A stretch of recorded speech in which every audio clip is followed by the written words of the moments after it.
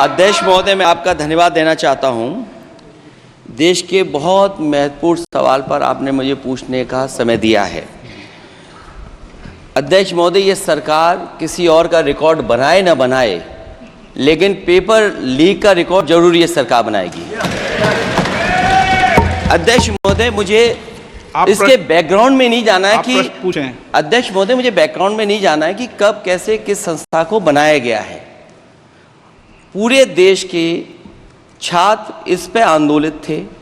लगातार अखबार और सीबीआई की जांच के बाद चीज़ें सामने आ रही हैं, लोग पकड़े जा रहे हैं, जेल भेजे जा रहे हैं।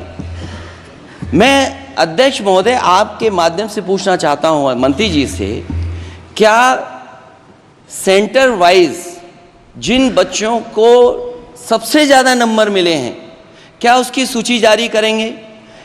30,000 सीटें जहां हैं, कई सेंटर अध्यक्ष महोदय ऐसे हैं जहां 2,000-2,500 बच्चे पास हो गए हैं। सरकारी सीटें 30,000 हैं, कई सेंटर में 2,000 से ज़्यादा पास हो गए। कई प्रदेश के ऐसी जगह है जहां पर कुछ सेंटर से 600 से 650 से ज़्यादा सबसे ज़्यादा नंबर हैं। और अगर वो संस्था इतनी क्रेडिबल थी तो अध्यक्ष महोदय जिन सेंटर्स पे ये परीक्षा हुई उन सेंटर्स का इंफ्रास्ट्रक्चर क्या था? क्या मंत्री जी ने जानकारी की थी इस बात की? अध्यक्ष महोदय, मेरे आपके माध्यम से एक ही निवेदन है कि बिना ये मंत्री जी रहेंगे तो न्याय नहीं मिलेगा बच्चों को। अध्यक्ष महोदय, आदरणीय अखिलेश जी की प्रश्न का मैं विनम्रता से उत्तर देना चाहूँगा कि अभी अभी सुप्रीम कोर्ट में जो चल रहा है केस, सुप्रीम कोर्ट ने ऑर्डर दिया पूरा विद्यार्थियों की सूची को वेबसाइट में उपलब्ध करा दो। सर, पिछले 3 दिन से देश भर की सारे विद्यार्थियों की लिस्ट पब्लिक डोमेन में उपलब्ध है।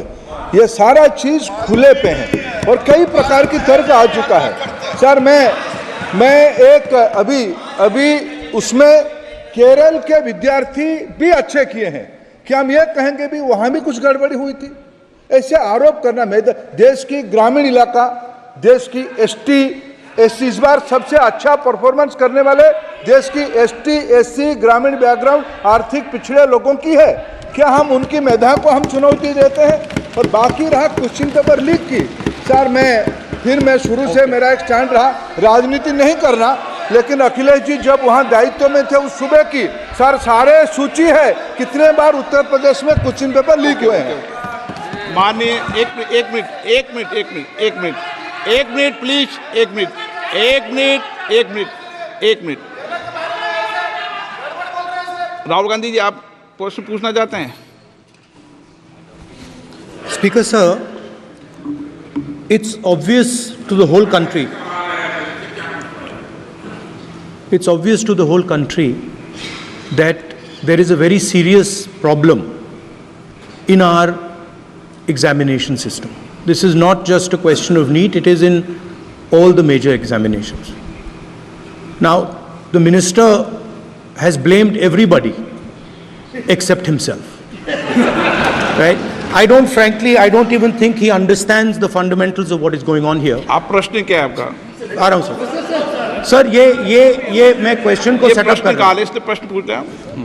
ये the issue is that there are millions of students in this country who are extremely concerned at what is going on and who are convinced that the Indian examination system is a fraud. That is what is at stake here. Millions of people believe that if you are rich and if you have money, you can buy the Indian examination system. And by the way, and this is the same feeling that the people in the opposition have. And that is why we are asking some very simple questions to Honorable Minister. Number one, as this is a systemic issue, what exactly are you doing to fix this issue at a systemic level? Yes. That's the first question. Okay. Question में चल रहा है अभी। Please, अब मैं मंत्री जी मैं एक बार बोल दूं इस बात पे।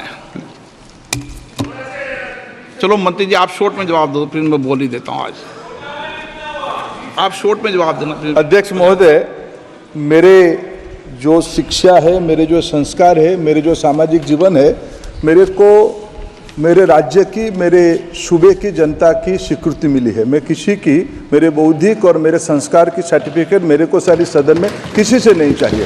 देश की प्रजातंत्र में चुन के मेरे नेता प्रधानमंत्री मोदी जी को प्रधानमंत्री की भूमिका दिया है। मैं उनकी निर्णय से यहाँ उत्तर दे रहा हूँ सदन को।